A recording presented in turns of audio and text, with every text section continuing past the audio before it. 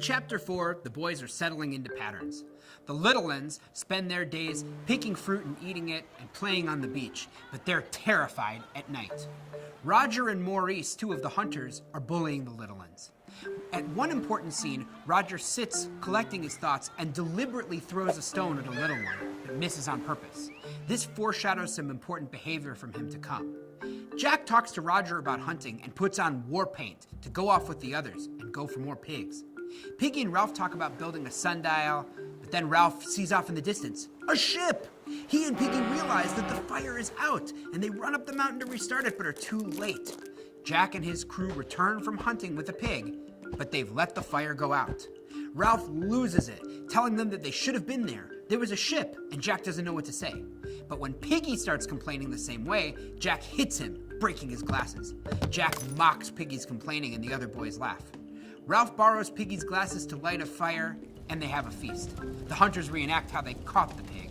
Ralph angrily calls a meeting. We learn a lot about hierarchy in this chapter. The little ones come to meetings and live in huts, but they have a very different life, getting sick by fruit during the day and spending their nights in fear. Now, when Roger and another boy, Maurice, knock down their sandcastles and chuck rocks, it's because they're bigger and stronger. They're establishing dominance that we're going to see throughout the book. Roger is still civilized, so he misses throwing that rock on purpose.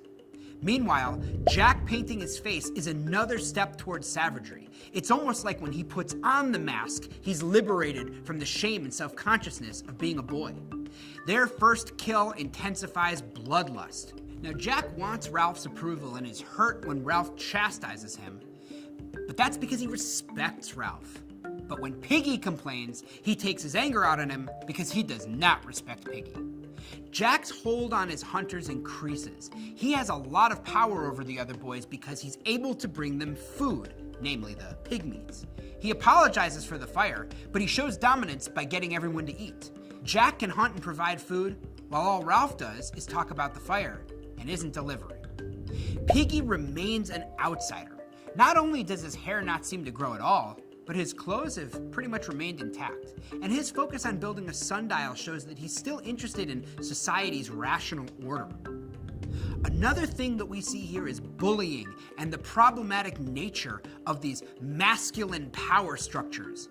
All this aggression and dominance are decidedly male behaviors, especially represented by their killing of a female pig.